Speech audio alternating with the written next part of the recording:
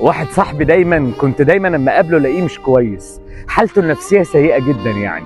كنت بحس ان عنده اوجاع كتير قوي جواه وما كانش بيحكيها، لغايه ما في يوم قعدت معاه وقلت له: يا ابني لو انت مش هتحكي لي اتكلم عن وجعك مع نفسك، بجد محدش هيحس بيك. الناس بقت مشغوله قوي، محدش بيفكر انت بتعمل ايه، حتى اما بتحكي لهم عن وجع حتى لو طبطب عليك شويه بس مش هيحسوا بالحاجات اللي انت بتحس بيها. فيا ابني لو انت موجوع اتكلم عن وجعك مع نفسك، بجد والله. اقعد مع نفسك واشتكي لنفسك وقول انا موجوع من كذا، وصارح نفسك بالحاجات اللي في حياتك، باخطائك والحاجات اللي انت عايز تعملها. وصدقني مفيش مانع انك كمان تتكلم مع ربنا. لو الوجع شديد قوي اتكلم مع ربنا، قول له: يا رب انا موجوع.